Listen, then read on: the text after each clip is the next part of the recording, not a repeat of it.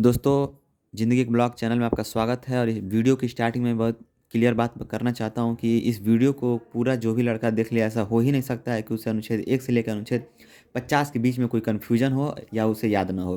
क्योंकि यह वीडियो मैंने पहले खान सर की वीडियोज़ को देखा है जो 4-5 घंटे के लगभग में है और उनके पीडीएफ्स को पढ़ा है, उनके क्वेश्चंस को सॉल्व किया, उसके बाद इस वीडियो को मैं बना रहा हूँ। तो जो भी लड़का अगर अनुच्छेद 1 से लेकर 50 तक याद करना चाहता है, मैं गारंटी के साथ कह सकता हूँ ये वीडियो अगर आपने देख लिया तो आपको ज़िंदगी में कभी भी अनुच्छेद 1 से लेकर अनुच्छेद 50 के बीच में कन्फ्यूजन होगा। मैंने खुद एक बहुत ही फ़नी क्रिएटिंग किया है इसमें। तो आइए करते हैं वीडियो को शुरू और हेडफ़ोन लगा के ज़रूर इस वीडियो को देखें और सुनें। चलिए, अनुच्छेद संख्या 1। अनुच्छेद संख्या 1 में यह बताया गया कि भारत राज्यों का संघ होगा। भारत राज्यों का संघ होगा यानी कि एक भारत हमारा जो देश है उसमें कई राज्य होंगे। दूसरी चीज़, संघ 2 प्रकार के होते हैं, फेडरल और यूनियन। तो हमारा जो इंडिया है वो यूनियन है, ना कि फेडरल है, क्योंकि फेडरल में राज्य अलग हो सकते हैं और भारत में ऐसा कोई भी प्रावधान नहीं है जिसमें राज्य अलग हो सकें।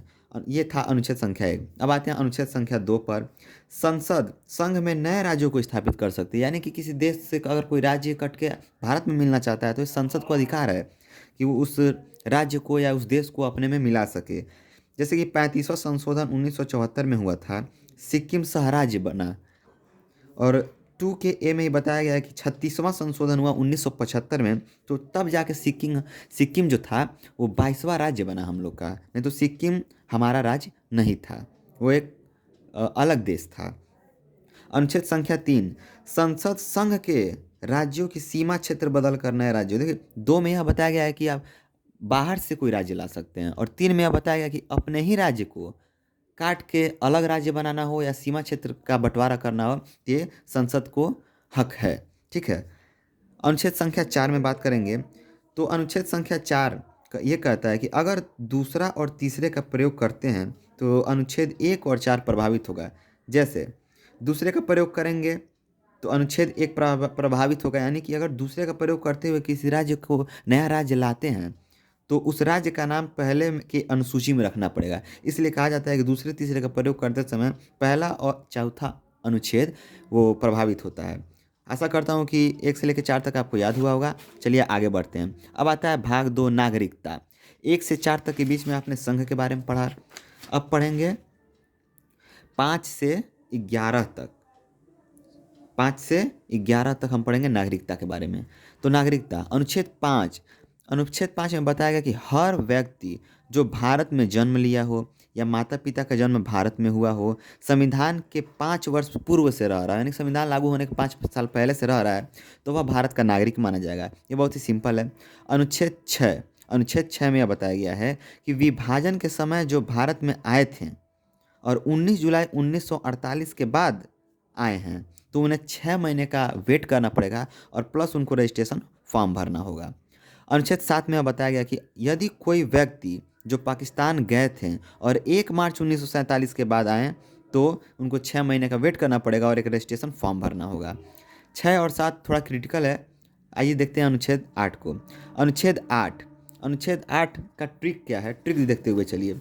8 को हम ऐसे बनाते हैं, ये पूरा घुमा के। तो 8 मतलब घूमना। घूमने का मतलब क्या है, यदि कोई बाहर रह रहा है, यानी कि बाहरी देश में रह रहा हो, घूमने गया हो या वहाँ पे काम करने गया हो, लेकिन माता पिता अगर भारतीय हैं तो वो भारत की नागरिकता।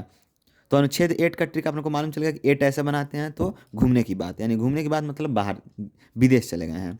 अनुच्छेद 9, अनुच्छेद 9 का मतलब नाना नाना नारे, नाना नाना नारे। इसका मतलब क्या है, किसी अन्य देश की नागरिकता, तो भारत की नागरिकता नारे। आशा करता हूँ कि आपको ट्रिक पसंद भी आ रहा होगा, ट्रिक के साथ आप लोग याद करेंगे।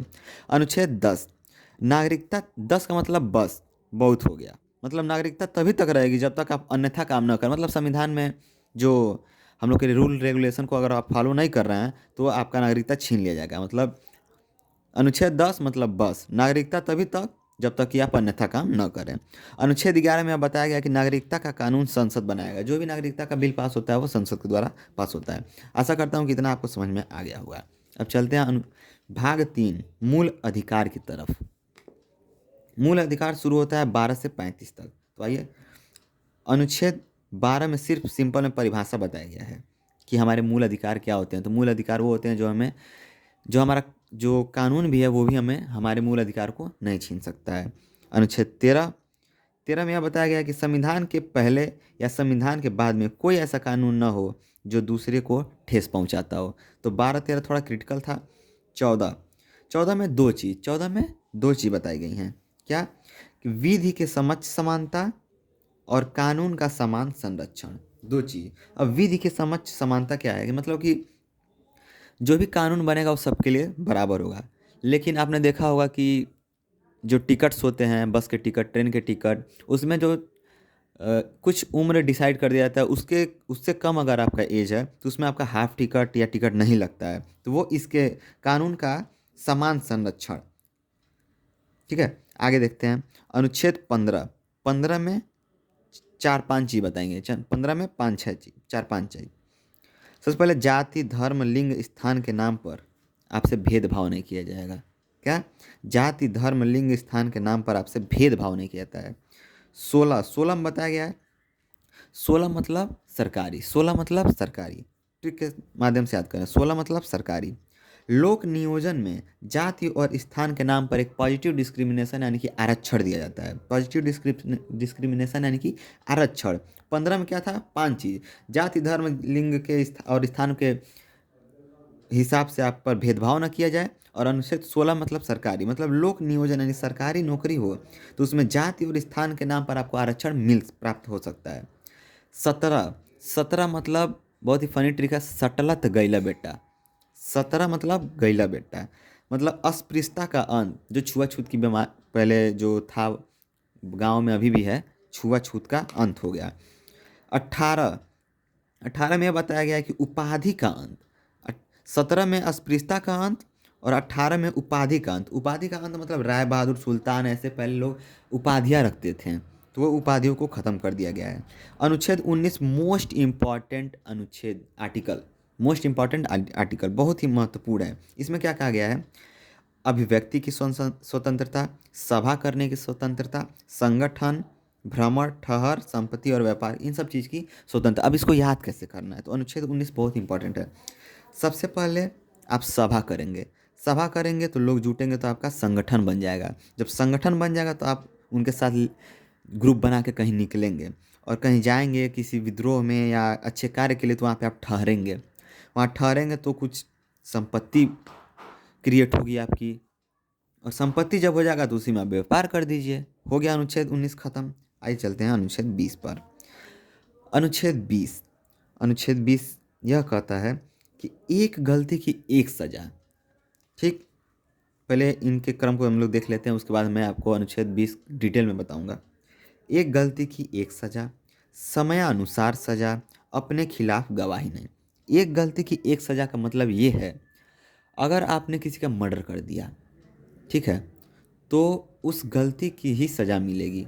यानी कि अगर आप एक बार में कई लोगों का भी मर्डर कर देते हैं, सॉरी, एक गलती की एक सज़ा मतलब अगर आपने कहीं मर्डर किया तो उस गलती की आपको सज़ा मिल गई, उसके बाद आपको उस गलती के लिए फिर कभी सज़ा नहीं मिलेगी। उसके बाद समयानुसार सज़ा, इसको ध्यान से समझिए। समयानुसार सज़ा क्या है? यानी कि अगर 2002 में आपने मर्डर किया और आपका केस चला आया 2020 तक चलते चलते, तो 2002 में ये प्रावधान था, अगर ऐसा रूल था कि उस समय अगर आप मर्डर किए तो 4 साल का जेल हुआ, और 2020 में यह रूल बना कि एक मर्डर करने के लिए 10 साल का जेल है, तो आपको 10 साल की सज़ा न मिलकर जिस समय आप हत्या किए रहेंगे उस समय का सज़ा दिया जाएगा, यानी कि 4 साल का ही सज़ा दिया जाएगा। ठीक है, उसके बाद अपने खिलाफ गवाही नहीं, आप कभी भी अपने खिलाफ गवाही नहीं दे सकते हैं। ठीक है, आशा करता हूँ कितना आपको पसंद आया होगा वीडियो। आगे देखते हैं। अनुच्छेद 21 प्राण और दैहिक स्वतंत्रता, ये बहुत ही मोस्ट इम्पॉर्टेंट है, सबको समझना भी चाहिए। प्राण और दैहिक स्वतंत्रता क्या है? तो आइए इसके क्रम को पहले देख लेते हैं। कोई प्राण ले नहीं सकता है, आत्महत्या नहीं, यानी कि इन दोनों को पहले समझ लेते हैं। आपको अधिकार है कि आप कहीं घूम सकते हैं, अच्छे वातावरण में रह सकते हैं। सॉरी फॉर डिस्टर्बेंस दोस्तों। यानी कि कोई आपका प्राण ले नहीं सकता है, कोई आपका मर्डर नहीं कर सकता है। मर्डर का मीन्स कि अगर आपके घर के आजू बाजू डेली कूड़ा करकट जलाया जा रहा है तो वो भी एक तरह का आपका हत्या ही हो रहा है। तो आपको ये नहीं कोई मतलब आपको शुद्ध पर्यावरण देना भी सरकार की जिम्मेदारी, आपका मूल अधिकार है। दूसरी चीज़, अगर आपका कोई हत्या कर नहीं सकता है तो सरकार ये भी आर्टिकल 21 से भी बताता है कि आप आत्महत्या नहीं कर सकते हैं, यानी कि आप सुसाइड नहीं कर सकते हैं। दूसरी चीज़ इसमें आगे देखते हैं, गवर्नमेंट शरीर और स्वास्थ्य, यानी गवर्नमेंट आपके शारीरिक और स्वास्थ्य के लिए भी हमेशा खड़ी रहती है, खड़ी रहेगी, और आपका मूल अधिकार है। अगर आपके आजू बाजू या कहीं भी मोहल्ले सोसाइटी में अगर ऐसा कुछ चीज़ है जो आपके स्वास्थ्य को नुकसान कर रहा है तो आप कंप्लेन कर सकते हैं, क्योंकि आपको शुद्ध वातावरण पाने का मूल अधिकार है। निजता का अधिकार यानी प्राइवेसी, सबसे मोस्ट इम्पॉर्टेंट एक किसका, निजता का अधिकार क्या है, यानी कि आप अकेले रहना चाहते हो या कोई प्राइवेट चीज़ हो, मोबाइल में पासवर्ड्स हो, अगर आप किसी अपने फैमिली वाले को भी नहीं बताना चाहते हैं तो आप नहीं बता सकते हैं, क्योंकि आपको ये मूल अधिकार अनुच्छेद 21 आपको मूल अधिकार में बताया गया है। आप अपनी निजता, अपने प्राइवेसी को प्राइवेट रख सकते हैं। ठीक है, उसके बाद है विदेशी यात्रा, यानी कि आपको अगर विदेश में घूमने का मन है तो आप विदेश यात्रा कर सकते हैं। अनुच्छेद 22 को याद करने का ट्रिक है, दो दो दो दो लिखेंगे तो अनुच्छेद 22 हो गया। यानी कि दो का मतलब क्या है, इसमें दो चीज़ बताई गई हैं। क्या? निवारक निरोध, दंडात्मक। ठीक है, तो इसमें निवारक निरोध का मतलब है प्रिवेंटिव डिटेंशन, और दंडात्मक मतलब पुनिटिव डिटेंशन। इसको ध्यान से समझिएगा। निवारक निरोध यानी कि प्रिवेंटिव, प्री मतलब पहले, प्री मतलब पहले। ठीक है, यानी कि कोई पुलिस कैसे आपको बिना कुछ किए भी गिरफ्तार कर सकती है। क्या कोई पुलिस या कोई भी पुलिस का कोई भी ऑफिसर आपको बिना किसी बिना किसी कारण क्या आपको कोई पुलिस गिरफ्तार कर रख सकती है? तो जी हाँ, बिना वारंट दिखाए 30 दिन, यानी कि आप कुछ भी नहीं किए हैं। अभी मैं आगे बताऊंगा कि कैसे वो गिरफ्तारी होता है। अगर आप कुछ भी नहीं किए हैं तो बिना वारंट दिखाए आपको 30 दिन के लिए गिरफ्तार किया जा सकता है, और ये समय 30 दिन से 3 महीने तक भी बढ़ सकता है। अब ऐसा क्यों होता है? तो चुनाव के समय आप देखते होंगे कि जितने भी गुंडा माफिया होते हैं उन लोगों को जेल में बंद कर दिया जाता है, और ऐसे कुछ नेता होते हैं जो चुनाव के वक्त भड़काऊ भाषण के लिए फेमस हैं, तो उन लोगों को बिना वारंट दिखाए ही 30 दिन या 3 महीने के लिए जेल में बंद कर दिया जा सकता है। दूसरी चीज़ दंडात्मक, यानी कि आपने कुछ किया है तो आपको दंड तो मिलेगा ही, और अगर आपने कुछ किया है तो दंड मिलना तो सही बात है, लेकिन कैसे? अगर पुलिस आपके पास बिना वारंट के आती है तो आप कभी भी मना कर सकते हैं कि नहीं मैं नहीं जाऊंगा कोतवाली या थाने, जो भी आपके नियर बाई में हो। तो सबसे पहले पुलिस आपको वारंट दिखाएगी। वारंट दिखाने के बाद अगर आपको जेल में बंद किया जा रहा है, थाने में बंद किया जा रहा है, तो 24 घंटे के अंदर आपको जज के पास प्रस्तुत करना होगा उस पुलिस को जिसने आपको थाने में बंद किया है। अब वो जज 3 तरह के डिसीजंस ले सकता है, या तो वो जमानत कर दे, या तो आपको जेल में बंद कर दे, या तो वो पुलिस रिमांड पर भेजे। और पुलिस रिमांड पे जाने का मतलब कि आप 14 दिन तक मैक्सिमम पुलिस रिमांड पे रह सकते हैं। उसके बाद उसमें आप अगर आपको लगता है कि नहीं मैंने गलती नहीं किया है फिर भी मुझे थाने में बंद किया गया है, तो आपको वकील रखने का भी अधिकार दिया जाता है। दूसरी चीज़, अगर कोई पुलिस आपको 24 घंटे के अंदर कोर्ट में नहीं ले जाता है तो आप वकील के थ्रू उस पुलिस के ऊपर भी कार्रवाई कर सकते हैं, ये आपका अधिकार है। तीसरी चीज़, इधर कुछ तथ्य हैं जिनको हम लोग समझेंगे। सबसे पहले इंट्रोगेशन, इंट्रोगेशन में लोगों को सिर्फ नॉर्मली पूछताछ के लिए पुलिस स्टेशन बुलाए जाते हैं। दूसरा कस्टडी, कस्टडी मतलब अगर आप किसी मैटर को देखे हैं या मैटर कहीं किए हैं तो पुलिस कस्टडी हिरासत में लेती है, उसमें नॉर्मली पूछताछ होता है, और कस्टडी में लेने का मतलब कुछ घंटे तक वो आपको थाने में रख सकती है। तीसरी चीज़ अरेस्ट, गिरफ्तारी, अगर आपने कुछ गलत काम किया है, किसी चीज़ में फंस गए हैं तो आपको अरेस्ट कर दिया जाता है, जिसमें आपको अरेस्ट का मैंने बताया यही रूल्स लगेंगे। उसके बाद है जुडिशियल कस्टडी। अगर वो 24 घंटे के अंदर वो पुलिस आपको जज के पास ले जाता है तो जज क्या करता है, तो वो जज आपको जेल में भेजता है। और वो जज जब जेल में भेजेगा तो उसे न्यायिक हिरासत कहते हैं। और अगर पुलिस रिमांड पे चले गए हैं तो पुलिस रिमांड पे चले गए हैं। ठीक है, तो पुलिस रिमांड और न्यायिक हिरासत में ये फ़र्क होता है। पुलिस आपको जज के पास ले गया, जज अगर आपको जेल भेजता है तो आप न्यायिक हिरासत में हैं, यानी कि जुडिशियल कस्टडी में हैं। अगर जज कहता है नहीं, इसने अगर कोई बड़ा मैटर है, यानी कि मतलब फिर सीन को, जो भी मतलब ये मर्डर किया है या जो भी किया, अगर सीन को फिर रिक्रिएट करना है तो जज क्या कहता है कि आप इसे ले जाइए और फिर सीन को रिक्रिएट करिए और 14 दिन के अंदर मेरे पास फिर इसे लेके आइए। ठीक है, उसको कहते हैं पुलिस रिमांड। जब आपको भेज देता है पुलिस के साथ तो वो पुलिस रिमांड होता है। पुलिस रिमांड और जुडिशियल कस्टडी यानी कि न्यायिक हिरासत में बहुत फ़र्क होता है। न्यायिक हिरासत में क्या होगा कि आपको जेल भेज दिया जाएगा, लेकिन वहाँ पे आराम से आप खाएंगे पिएंगे और जेल में पड़े रहेंगे। लेकिन पुलिस रिमांड पे आपको एक एक चीज़ पे पूछ पूछ के मारा जाता है। तो ये फ़र्क होता है पुलिस रिमांड और जुडिशियल रिमांड पे। आशा करता हूँ कि आपको इतना पसंद आया होगा। आगे अनुच्छेद 23 पे चलते हैं। 23 मतलब तस्करी। त से 23, त से तस्करी। 23 का तस्करी यानी कि आप किसी का तस्करी नहीं कर सकते, यानी कि मानव तस्करी आपने बहुत ही देखा होगा। कुछ साल पहले में लड़कियों की भी तस्करी बहुत ज़्यादा हो रही थी, लड़कियों चुराए जा रहे थे, बच्चे चुराए जा रहे थे। तो आप तस्करी नहीं कर सकते हैं, किसी से दुर्व्यवहार नहीं कर सकते हैं। बलात्श्रम, छोटे बच्चों से आप कार्य नहीं करा सकते हैं। बेगारी यानी कि लेबर आपके पास आया, आपने काम पे लगाया, उसके बिना पैसा लेके भगा दिया और एक्स्ट्रा काम कराया, तो बेगारी नहीं करा सकते हैं, बदुआ मजदूरी नहीं करा सकते हैं। यानी कि 23 का तस्करी। अनुच्छेद 24 का 14 कैसे? बाल श्रम नियोजन है कि 14 साल से कम उम्र के बच्चों से आप कार्य नहीं करवा सकते हैं। तो इस 23 का तस्करी और 24 का 14। और इसमें कुछ फैक्ट्स हैं जिनको मैं आपको बताना चाहूँगा। कालीन उद्योग में बच्चों से काम करवाया जाता है, जो मिर्ज़ापुर में ज़्यादा मतलब फेमस है। पटाखा उद्योग में भी बच्चों से आप काम नहीं करा सकते हैं, और पटाखा उद्योग तमिलनाडु के शिवपुरी में है, ज़्यादा फेमस। खाद्यान्न उद्योगों में आप बच्चों से काम नहीं करा सकते हैं। तो 23 का तस्करी और 24 का 14 वर्ष। ठीक है, अनुच्छेद 25 यहाँ शुरू होता है आपको धार्मिक स्वतंत्रता। 23 और 24 में आता है शोषण के विरोध स्वतंत्रता। अभी तक हमने पढ़ा शोषण के विरोध स्वतंत्रता। अब 25 से लेके हम लोग 28 तक पढ़ेंगे धार्मिक स्वतंत्रता। धर्म से रिलेटेड हम लोग के पास क्या क्या स्वतंत्रता है, हम इन्हें देखेंगे। तो सबसे पहले है अंतःकरण की स्वतंत्रता। यानी कि अगर आप हिंदू हैं और मुस्लिम धर्म आपको अच्छा लगता है, आप अंतःकरण मतलब अपने आत्मा के साथ अंदर से आप पूजा पाठ जैसे मुस्लिमों का होता है वैसे कर सकते हैं, पहनावा पहन सकते हैं।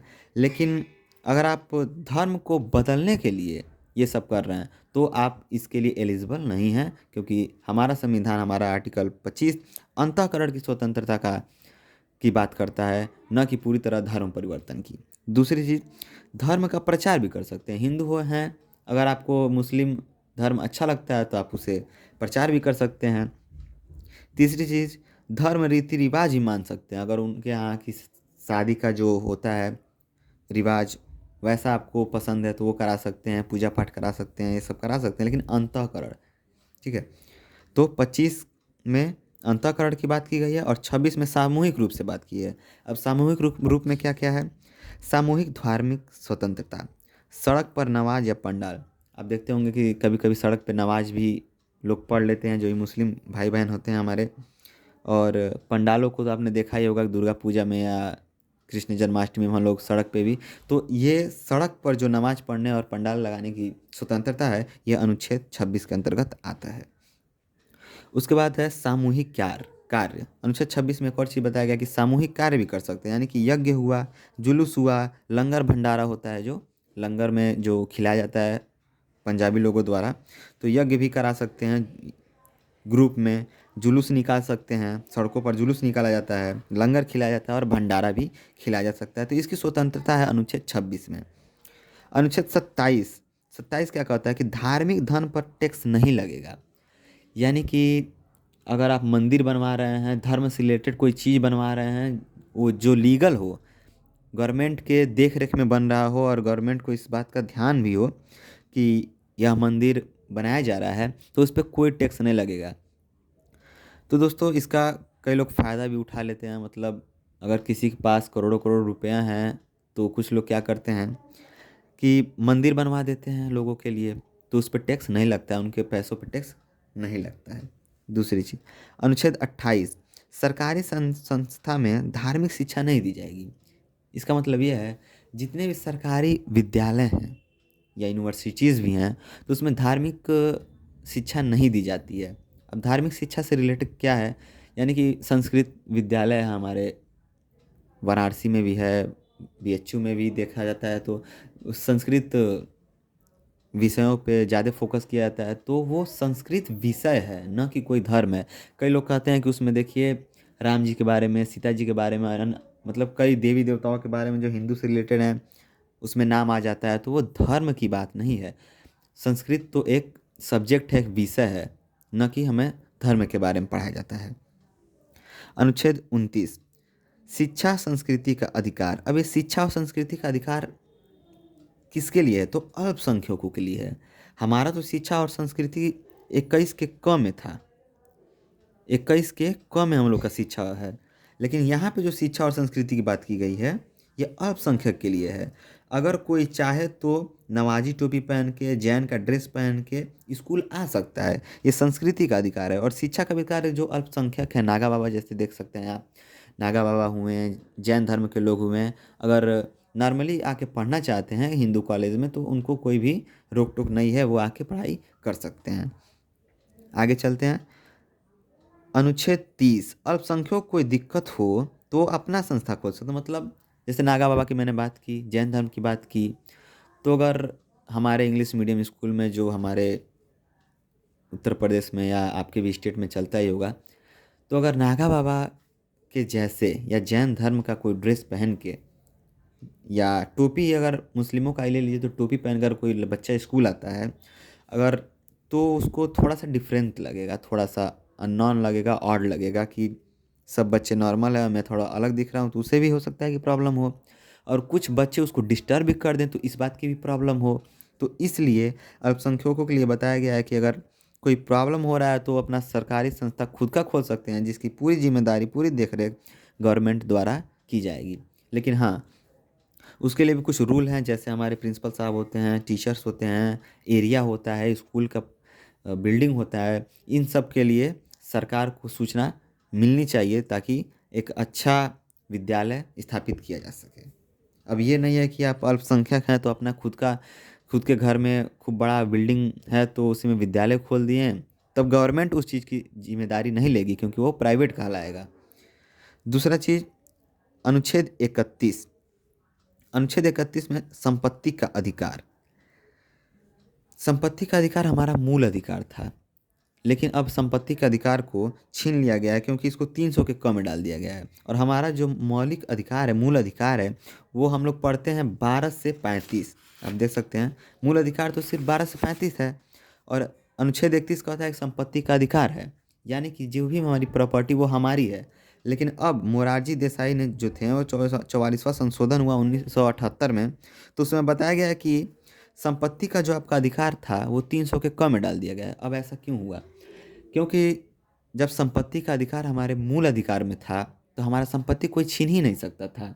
इसका मतलब ये था कि अगर हमारे घर के पास से या घर के बगल में या हमारे खेत के पास से कोई रेलवे ट्रैक बिछाया जा रहा है, तो उस समय क्या होता था कि रेलवे ट्रैक हम लोग बिछा रहे हैं, बीच में जैसे ये आपका मकान है, ठीक है, और जैसे रेलवे ट्रैक आ रहा है, सीधा रेलवे ट्रैक आ रहा है और इसको सीधा ही जाना है, तो उस समय क्या होता था कि ये रेलवे ट्रैक के सामने हमारा ज़मीन आ गया।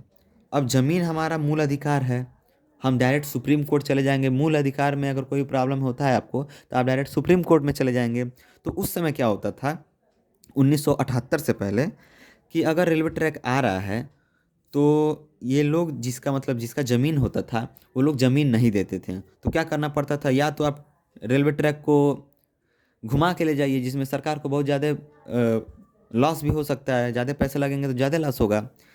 तो आप ज़मीन देंगे नहीं और रेलवे ट्रैक को सरकार टेढ़ा मेढ़ा बना नहीं सकता है हर जगह। तो इसके लिए मोरारजी देसाई देसाई के निर्देशन में 44वां संशोधन हुआ और 1978 में मूल संपत्ति के अधिकार को मूल अधिकार से हटाकर 300 के क में, यानी कि 300 क में क अनुच्छेद में डाल दिया गया। यानी कि अब संपत्ति का अधिकार कानूनी अधिकार बन गया। यानी कि कानून अगर चाहे, कोई नॉर्मल व्यक्ति नहीं, सिर्फ कानून ही ऐसा है कि चाहे तो आपका ज़मीन या जो भी फील्ड है, खेती बाड़ी है, तो उसका उस चीज़ को वो छीन सकता है, उसको कानूनी अधिकार है। लेकिन हाँ, ऐसा नहीं है कि छीन लेगा और आपको मुआवजा नहीं देगा। सरकार पूरी तरह से तैयार रहती है कि आपको मुआवजा दिया जाए, जितने का ज़मीन है उतना ही या उससे अधिक भी मुआवजा देने के लिए सरकार तैयार रहता है। आगे देखते हैं अनुच्छेद 32। अनुच्छेद 32 में बताया गया कि उपचार का अधिकार। अब अनुच्छेद 32 में हम लोग कैसे याद करेंगे? 32 दांत होते हैं, इतना बड़ा है कि आप पढ़ते पढ़ते आपका दांत दिखाई देने लगेगा, मतलब दांत लग जाएगा। इतना अनुच्छेद 32 इतना बड़ा है कि आपको दांत लग जाएगा। अब इसमें क्या बताया गया है? इसमें 5 चीज़ें बताई गई हैं। बंदी प्रत्यक्ष, अब सबसे पहले इसको 5 चीज़ों को याद करने का ट्रिक देखेंगे। बंदी पति परमेश्वर, उसका अधिकार। बंदी पति परमेश्वर, उसका अधिकार। अब इसका मतलब क्या है? बंदी से बंदी प्रत्यक्षीकरण, इसको बोला जाता है हाबियस कर्पस। व्यक्ति को सशरीर प्रस्तुत करना। यानी कि आपके अगर मूल अधिकारों की अवहेलना हुई तो आप सबसे पहले तो या तो हाई कोर्ट या सुप्रीम कोर्ट या डिस्ट्रिक्ट कोर्ट कहीं भी डायरेक्ट जा सकते हैं अगर आपके मूल अधिकारों को छीना गया है तो। अगर वहाँ पे सिद्ध होता है कि जी आप सही हैं, आपके मूल अधिकार की अवहेलना हुई है, तो उस कोर्ट द्वारा रिट जारी होता है। यही 5 रिट है, वो रिट जारी होता है। उसमें पहला होता है हाबियस कर्पस। उस व्यक्ति को, उस एरिया के थानेदार या किसी पुलिस को या संदेश पहुंचाया जाता है कोर्ट द्वारा कि उस व्यक्ति को जल्द से जल्द सशरीर हाजिर किया जाए। इसे कहते हैं हाबियस कर्पस। ठीक है। दूसरा होता है बंदी पति। पति से मतलब परमेश्वर, परमादेश, सॉरी, पति मतलब परमादेश।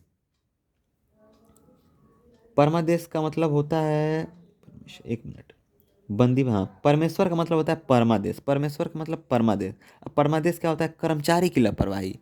स्कूल में टीचर अच्छे से पढ़ा नहीं रहा है, डेली आ नहीं रहा है, सरकारी कर्मचारी है, अगर उसकी लापरवाही है और आपके पास प्रूफ है कि हाँ ये डेली नहीं आ रहा है और टीचर आ रहा है या कोई भी सरकारी कर्मचारी घूस लेते हुए पकड़ा जा रहा है या आपसे घूस ज़बरदस्ती मांग रहा है, तो अगर आपके पास ये प्रूफ है तो आप direct high court, district court या सुप्रीम कोर्ट भी जा सकते हैं। तीसरा है उस अधिकार परीक्षा, यानी कि को वारंटो। दूसरे विभाग का कोई कर्मचारी है या ऑफिसर है और दूसरे विभाग में जाके आप दूसरे विभाग में जाके कार्य कर रहा है। यानी कि इसका बेसिक अंडरस्टैंडिंग में समझिए इसका क्या है कि कोई कांस्टेबल है, कांस्टेबल आप छोड़ दीजिए, किसी स्कूल का कोई बड़े बाबू है या कोई प्रिंसिपल है और आपके घर के बगल में हो गया मार, ठीक है, तो वो बड़े बाबू आके उस चीज़ को संभाल रहा है। यानी कि उस मैटर में बड़े बाबू हस्तक्षेप कर रहा है।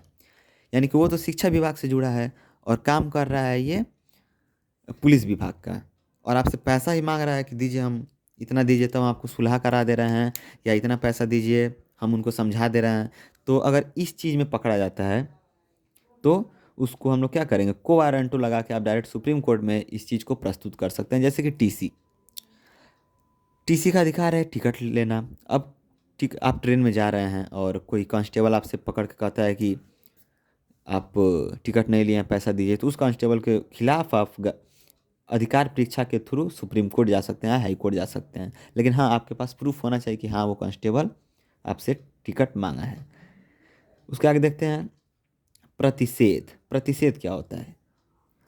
अगर आपने कोई मैटर नहीं किया है या किया भी है, अगर आपने नहीं किया कोई मैटर, आपको कोई फंसा दिया, तो मान लीजिए हाई कोर्ट में आपको कोई फंसा दिया, लेकिन आप तो जानते हैं कि मैंने कोई मैटर किया ही नहीं है, आप नहीं फंसना चाहते हैं, तो आप क्या करेंगे? सुप्रीम कोर्ट चले जाएंगे।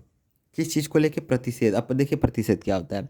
आप सुप्रीम कोर्ट जाएंगे, सुप्रीम कोर्ट में आप प्रूफ करेंगे कि सर मैंने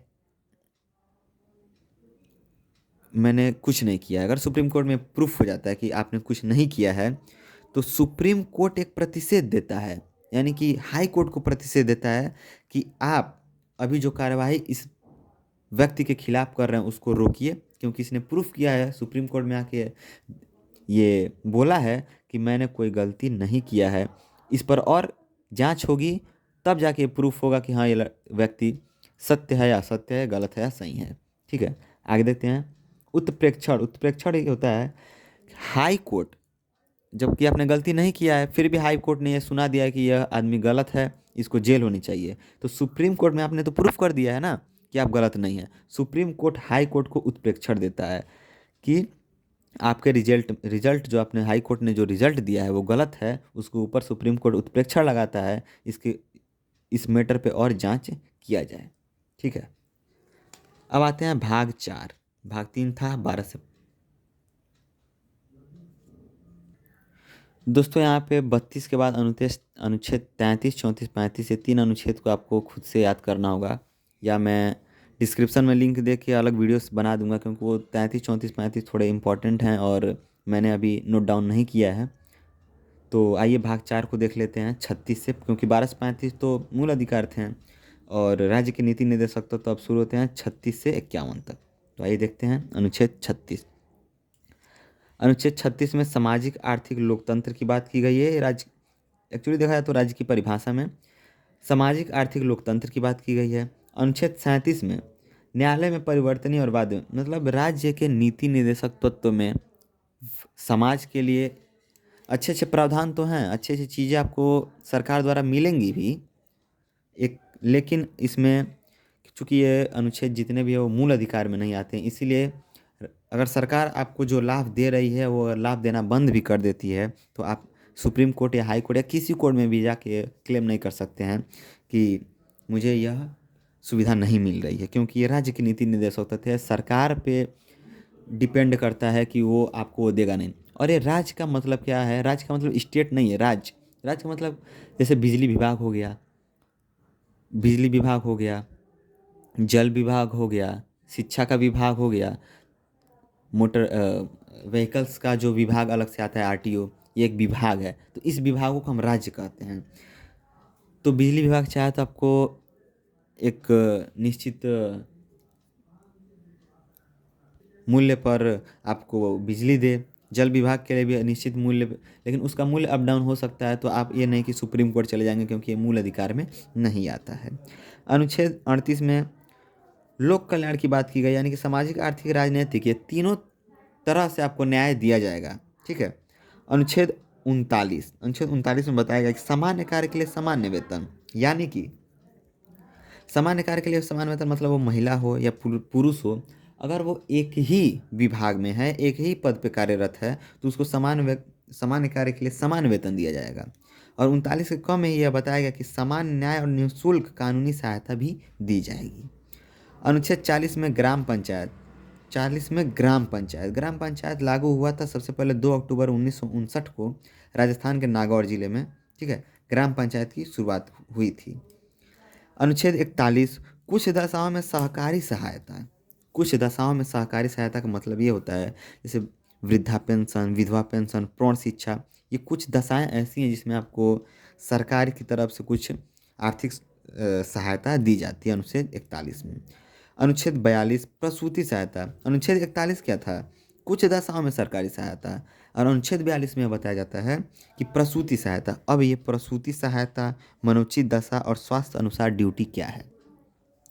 प्रसूति सहायता मतलब ये कुछ दशाओं में आपको सहायता दी जाती है। प्रसूति सहायता मतलब अगर आपके घर की सिचुएशन कुछ थोड़ा ख़राब चल रहा है तो आपको छुट्टियां दे दी जाती हैं। और मनोचित दशा मतलब आपको बुखार है या पैर में अगर आपको कोई प्रॉब्लम है तो कुछ ऐसे क्रिटिकल जगहों पे आपकी ड्यूटी लगाई जाए जहां आपको ज़्यादा दौड़ भाग न करना पड़े जब तक कि आपका पैर सही ना हो जाता है।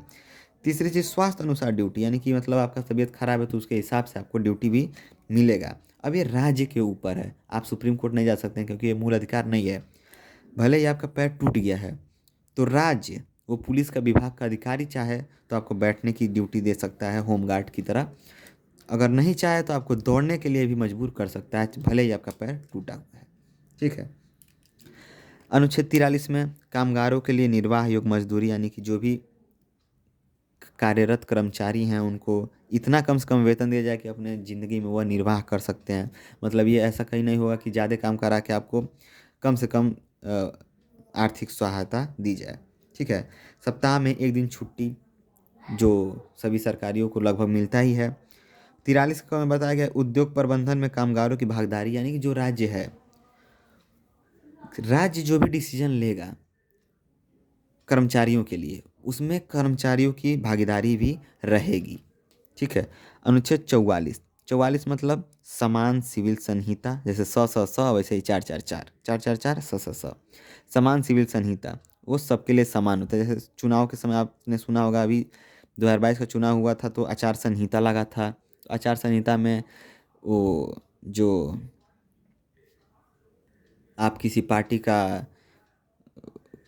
को फेमस करने के लिए रैली नहीं कर सकते हैं, या जितनी भी चीज़ें थी वो बंद कर दी जाती हैं। उसके बाद है अपराध के लिए दंड संहिता, अपराध के लिए दंड संहिता लगता है।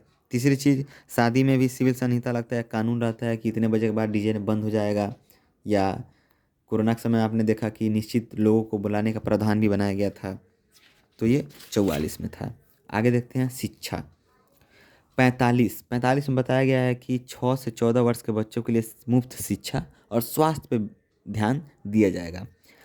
और ये शिक्षा पहले राज्य के नीति निर्देशक तत्व में आता था, यानी शिक्षा पहले हम लोग का मूल अधिकार नहीं था। यानी कि सरकार चाहे तो 6 से 14 वर्ष के आयु के बच्चों के लिए मुफ्त शिक्षा दे या न दे, मुफ्त में खाना भोजन दे या न दे।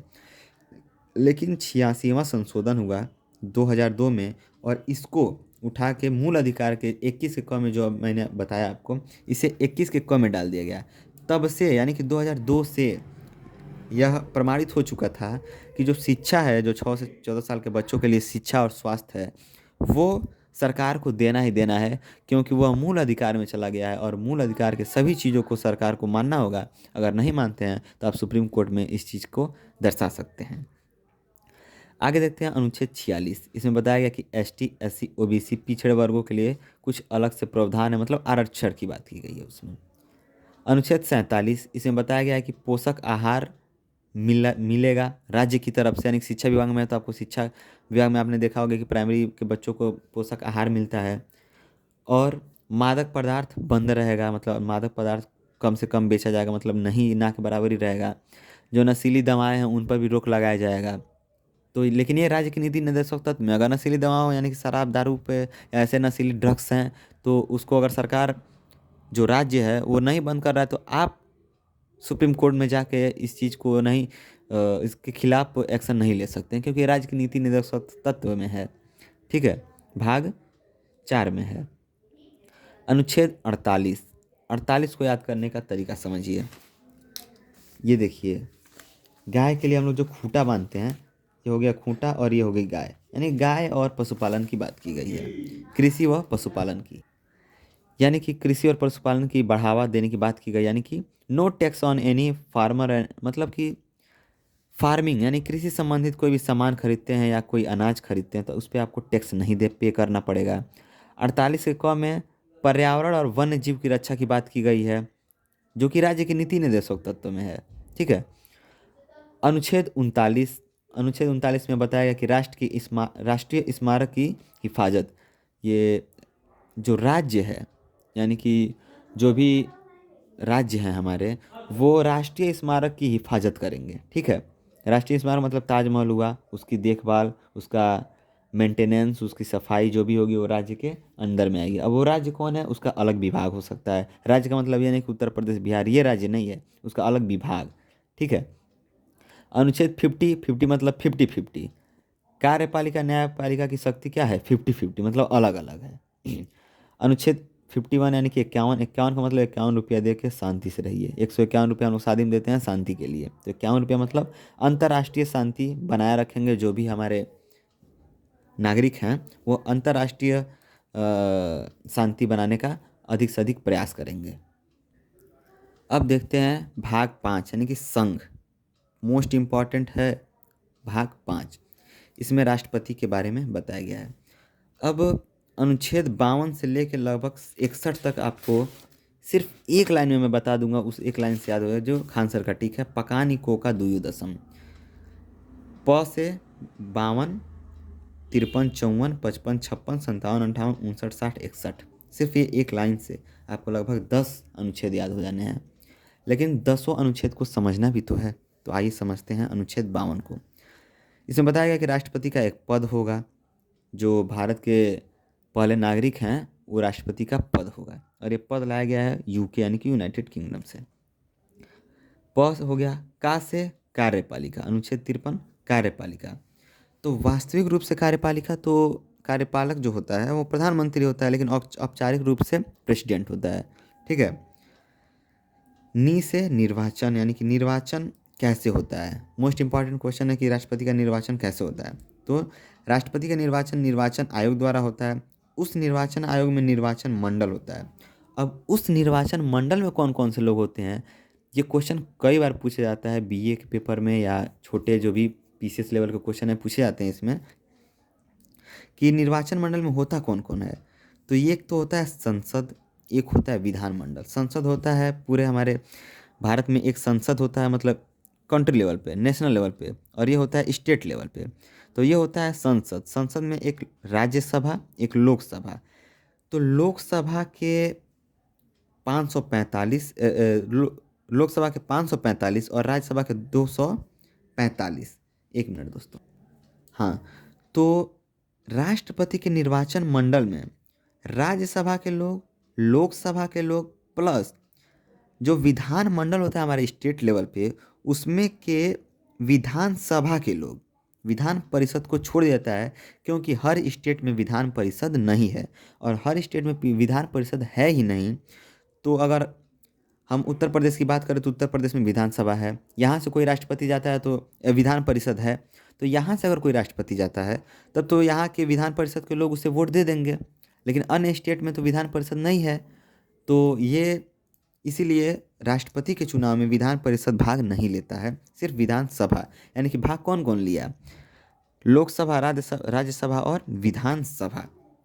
प्लस राष्ट्रपति लोकसभा में 2 लोगों को और राज्यसभा में 12 लोगों को चुने होते हैं, जो राष्ट्रपति के तरफ से चुने गए होते हैं। तो क्या ये 12 और ये 2 भाग लेंगे, तो राष्ट्रपति के चुनाव में ये 12 और ये 2 मतलब 14 लोग भाग नहीं लेते हैं, क्योंकि वो राष्ट्रपति खुद उनको चुना होता है। तो राष्ट्रपति को चुन के जब ये 14 लोग राष्ट्रपति द्वारा ही चुने गए हैं, तो जब राष्ट्रपति को हेल्प आई है चुनने के लिए, तो ये पक्का 14 लोग राष्ट्रपति को ही वोट दे देंगे जीतने के लिए। इसलिए इन लोगों से वोटिंग नहीं कराई जाती है, वोटिंग होती है राज्यसभा, लोकसभा और विधानसभा में, ठीक है। उसके बाद यह एक अप्रत्यक्ष रूप से चुनाव होता है, यानी कि इसमें पब्लिक की कोई भी भागीदारी नहीं होती है। हम लोग जो संसद जो सांसद हम लोग बनाए होते हैं, वो सांसद जाके राष्ट्रपति के चुनाव में वोटिंग करते हैं। अब इनका वोटिंग कैसे होता है, इनका वोटिंग एकल संक्रमणीय अनुपातिक प्रणाली, यानी कि सिंगल ट्रांसपेरेंट प्रिफरेबल वोट, ठीक है। अब इसमें वोटिंग कैसे होता है, जैसे कि ABC 3 लोग हैं, हम गए वोट देने, तो हम सिर्फ A को या B को, C को वोट देके नहीं आएंगे, हमको वोट देना है तीनों लोग को। हम जाएंगे तो पहले कहेंगे कि B वाले को हम पहले नंबर पर रखेंगे, B वाला नहीं जीतता है तो A वाला दूसरे नंबर पे जीते, और A वाला भी नहीं जीता है तब जाके C वाला तीसरे नंबर पे जीते। तो ऐसे वोटिंग सिस्टम होता है। आगे चलते हैं अनुच्छेद 55, यानी कि को से कोटा, पकानी को से होता है कोटा। कोटा क्या होता है कि मतलब आपको एक मिनिमम वोट कम से कम पाना ही पाना है, ठीक है, राष्ट्रपति के चुनाव में। अब वो मिनिमम वोट कैसे निकलता है, उसके लिए सिंपल सा एक फार्मूला है, जितने भी टोटल वोटर्स हैं बटे उम्मीदवार +1, यानी कि 100 अगर वोटर्स हैं तो जितने उम्मीदवार हैं उनको उनमें एक जोड़ के +1 करके जितने वोट्स पाते हैं आप, उन्हीं को उसको कोटा कहा जाता है, उसी को मिनिमम वोट कहा जाता है। पकानी को का से कार्यपालिका, तो राष्ट्रपति का कार्यकाल जो होता है, कार्यकाल वो 5 साल का होता है। अनुच्छेद 57, इसमें बताया गया है कि दोबारा निर्वाचन, ये बहुत ही इंपॉर्टेंट, दोबारा अगर निर्वाचन होगा तो क्या क्या प्रोसेस होने वाला है राष्ट्रपति के चुनाव के लिए। तो वही फिर से वही राष्ट्रपति को फिर वही पूरा नियम लगेगा राष्ट्रपति के चुनाव में भी, जो हमने पिछला पढ़ा है। फिर वोटिंग होगा, फिर मतदान होगा। और एक फैक्ट यहाँ पे हम लोग को मिलता है कि दोबारा चुने राष्ट्रपति कौन थे, तो राजेंद्र प्रसाद थे। और राष्ट्रपति को बनने के लिए क्या क्या योग्यताएं चाहिए 58 में, इसको ध्यान से समझेंगे। भारत के नागरिक हों, आयु 35 साल की हो, लोकसभा की योग्यता, लोकसभा की मतलब की योग्यता ये है कि भारत के नागरिक हो और 25 साल की उम्र हो। तो 25 साल की उम्र है तभी तो ये 35 साल के हुए हैं, ठीक है। 50 प्रस्तावक और 50 अनुमोदक आपके होने चाहिए। सबसे कन्फ्यूजिंग चीज़ होता है कि प्रस्तावक अनुमोदक होता क्या है। तो प्रस्तावक ऐसे संसद में से, चाहे वो लोकसभा के हों चाहे राज्यसभा के हो, सबसे पहले आपको प्रस्तावक चाहिए जो यह बताएं कि हम 50 लोग इस व्यक्ति को राष्ट्रपति के रूप में देखना पसंद करेंगे। यानी कि वो आपके मतलब फ्रेंड ही होना चाहिए 50 लोग कम से कम संसद, चाहे वो लोकसभा के हों चाहे राज्यसभा के हों। वो लोग इस बात के लिए राजी हों कि हाँ, ये अच्छा व्यक्ति है, राष्ट्रपति के कार्य को अच्छे से संभाल सकता है, ठीक है। अगर 50 लोग मिल गए, 50 प्रस्तावक, तो उसके बाद 50 अनुमोदक भी चाहिए। अब अनुमोदक का मतलब क्या है कि लोकसभा या राज्यसभा में इस 50 को छोड़ के 50 लोग और ऐसे चाहिए जो रिटेन लिख के दें कि हाँ, ये व्यक्ति अच्छा है और राष्ट्रपति के कार्यकाल को अच्छे से संभाल सकता है, ठीक है। अब अनुच्छेद 59 दशा, दशा क्या होना चाहिए, जमानत पैसा दे। यानी कि राष्ट्रपति बनने के लिए सबसे पहले आपको 50,000 रुपये 15,000 रुपये आपको जमा करना पड़ेगा नगद।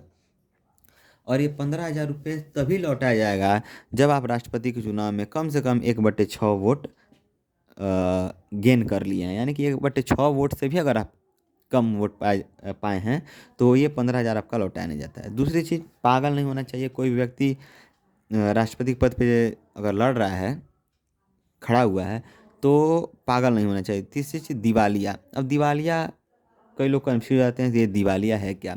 सिंपल वर्ड में समझिए, दिवालिया वो होता है जो बैंकरप्ट, यानी कि बैंक से पैसा लेके भगाना हो, ठीक है। संसद और विधानमंडल, इसको समझते हैं। लाभ का पद मतलब सरकारी नौकरी में ना हो। अब देखिए, सरकारी नौकरी भी कई प्रकार की हैं। अगर आप एमपी एमएलए हैं तो वो भी सरकारी नौकरी है। तो इसमें साफ लिखा हुआ है कि लाभ के पद यानी कि सरकारी नौकरी पे नहीं होना चाहिए अगर राष्ट्रपति के पद पे चुनाव कराना चाहते हैं तो।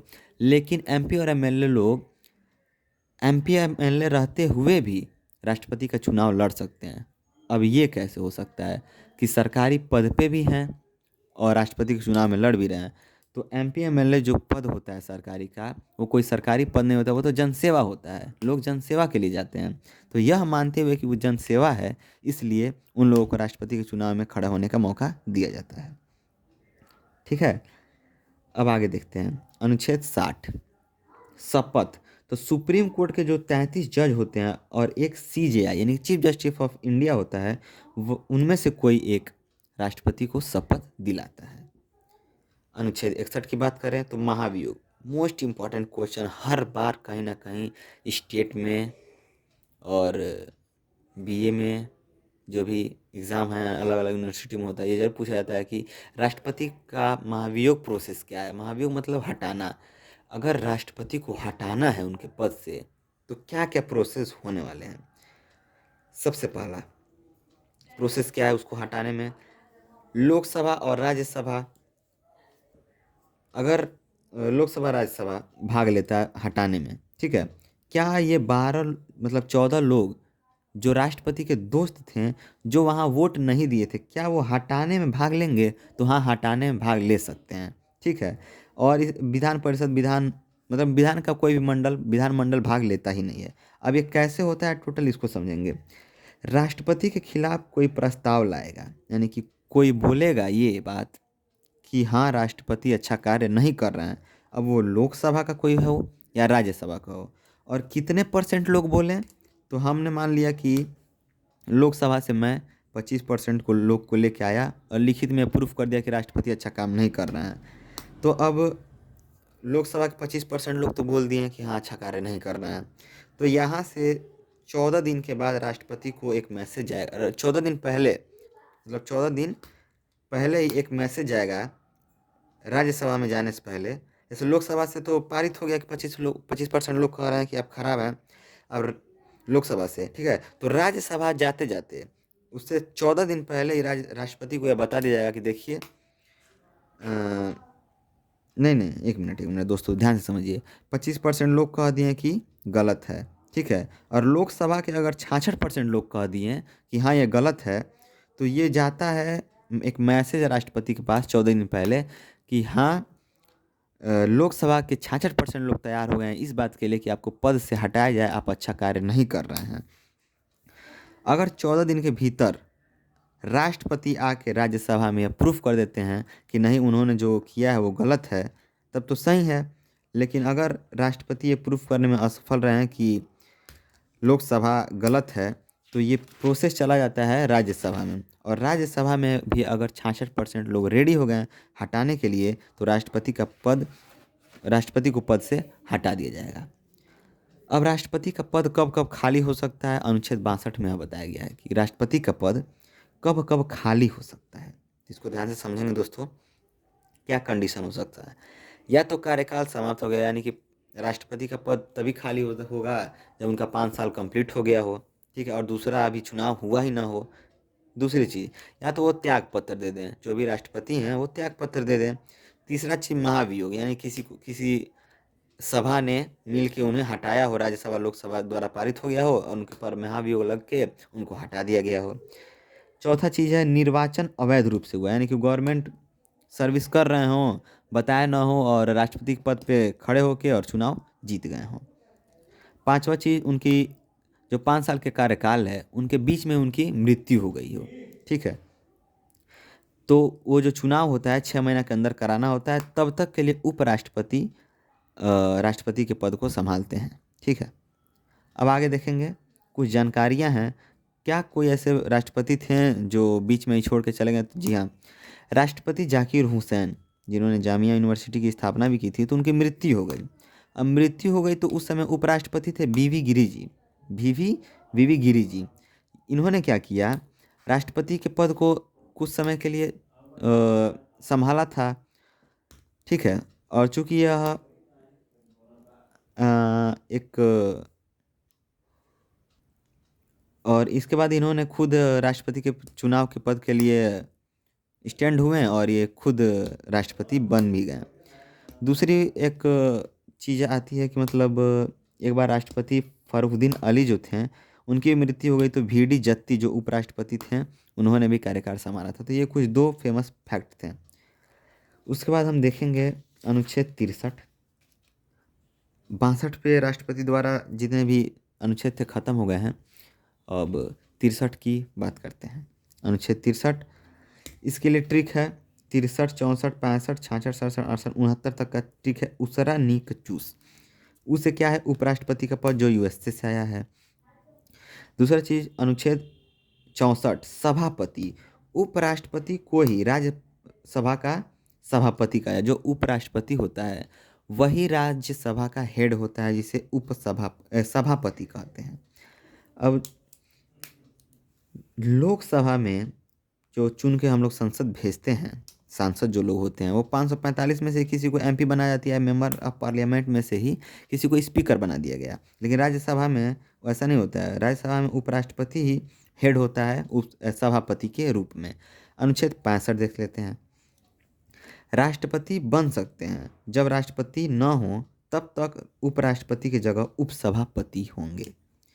अगर उपराष्ट्रपति चला गया राष्ट्रपति के पद पे, तो उपराष्ट्रपति का पद खाली हो जाता है, तो उपराष्ट्रपति के पद को भरने के लिए उपसभापति कुछ दिनों के लिए कार्यवाहक के रूप में कार्य करता है, ठीक है दोस्तों। आगे चलते हैं। अनुच्छेद 66, निर्वाचन कैसे होता है। निर्वाचन जो भी शर्त हैं उपराष्ट्रपति के जैसे ही हैं, लेकिन इसमें विधानमंडल भाग नहीं लेता है। इसमें सिर्फ संसद भाग लेता है, यानी कि लोकसभा राज्यसभा प्लस ये दोनों लोग भी भाग लेते हैं, क्योंकि ये जो 14 लोग हैं ये राष्ट्रपति के दोस्त थे, ना कि उपराष्ट्रपति के। एक और चीज़ देखेंगे, राष्ट्रपति के चुनाव के लिए 50-50 प्रस्तावक और अनुमोदक चाहिए होते हैं, लेकिन उपराष्ट्रपति के चुनाव में 20 प्रस्तावक और 20 अनुमोदक की बात हुई है। अनुच्छेद 67, कार्यकाल 5 वर्ष का होता है और इनका जो महाभियोग होता है राज्यसभा से ही स्टार्ट होता है, लोकसभा से स्टार्ट नहीं होता है। और महाभियोग लगाने का सेम वही प्रोसीजर है। सबसे पहले 25% लोग रेडी होने चाहिए, उसके बाद 66 लोग को लिखित में देना पड़ेगा। उसके बाद लोकसभा में जाके 66 लोग अगर साइन कर देते हैं कि हाँ उपराष्ट्रपति या सही नहीं है, तो उसको भी महाभियोग लगा के उनको पद से हटा दिया जाएगा। अब देखते हैं अनुच्छेद 68 चुनाव का समय। तो राष्ट्रपति का चुनाव के लिए 6 महीने का समय दिया जाता है, लेकिन उपराष्ट्रपति का चुनाव ऐसे नहीं होता है, मतलब जितना जल्दी पॉसिबल हो सके उतना जल्दी राष्ट्रपति का चुनाव करा लिया जाता है। अनुच्छेद 69 में बताया गया कि शपथ, तो उपराष्ट्रपति को शपथ दिलाता है राष्ट्रपति। अनुच्छेद 70 में बताया गया है, किसी परिस्थिति में अगर राष्ट्रपति हट रहा है तो उसके जगह पे उपराष्ट्रपति ही कार्यवाहक के रूप में कार्य करेगा। बीच में दोस्तों मौलिक कर्तव्य छूट गए हैं, जो हमारे भाग 4 थे। भाग 4 खत्म होने के बाद तुरंत मौलिक अधिकार आता है। भाग 4 का ए, 4 का क। मौलिक अधिकार में हमें कुछ चीज़ें जो हैं उनको बहुत ही डीपली पढ़ना पड़ेगा, जबकि ये 11-12 लाइन है, बहुत ही सिंपल सा लाइन है, तो इसको ध्यान से देखेंगे हम। सबसे पहला है संविधान, राष्ट्रगान व राष्ट्रध्वज का सम्मान करेंगे। दूसरी चीज़ स्वतंत्रता में योगदान, यानी कि उच्च आदर्शों को हृदय, मतलब गांधी जी हुए, सुभाष चंद्र हुए, नेहरू हुए, भीमराव अम्बेडकर हमारे हुए, तो इनको हमेशा हृदय में संजोए रखेंगे। अब ऐसा नहीं है कि जो आर्टिकल आपको पसंद नहीं आया उसको गलत बोल के आप भीमराव अम्बेडकर को गाली दें समाज में, तो ये कानून के खिलाफ बात होगी। दूसरी चीज़ भारत की एकता, अखंडता, संप्रभुता की हम लोग रक्षा करेंगे। देश की रक्षा करें और राष्ट्र की सेवा में लगे रहें। समरसता और समान भातृत्व का भावना, मतलब बंधुत्व का हम लोग भावनाओं में हमारा देश बंधा हो। संस्कृति और परंपरा को प्रिय हो, हमारे संस्कृति को कोई ठेस न पहुँचे, ऐसा कार्य हमने नहीं करना चाहिए। दूसरा चीज़ प्राकृतिक पर्यावरण, वन्य जीवों, नदी से प्रेम होना चाहिए। जितने हमें राष्ट्रीय नदी हुए हैं या जो भी पर्यावरण प्रकृति है, हमें खुद हमारा मौलिक कर्तव्य है कि हमको सुरक्षा करना है उसकी। वैज्ञानिक दृष्टिकोण और मानववाद का जो ज्ञान है वो हम अर्जित करें। सार्वजनिक संपत्ति की सुरक्षा करें। जो सार्वजनिक जो सरकार द्वारा जो रोड्स हैं, इसको साफ सफाई करने में सिर्फ कर्मचारियों का नहीं, आपका भी सहयोग होना चाहिए। व्यक्तिगत व सामूहिक गतिविधियों का पर ध्यान दें। 6 से 14 को वर्ष के बच्चों को शिक्षा फ्री में मिले। तो ये कुछ हमारे मौलिक कर्तव्य थे। आशा करता हूँ दोस्तों आपको वीडियो पसंद आया हो, और अगर आप इसका स्क्रीनशॉट लेना चाहते हैं हमारे नोट्स का तो ले सकते हैं। मैं एक एक करके पेज को फोल्ड करूँगा।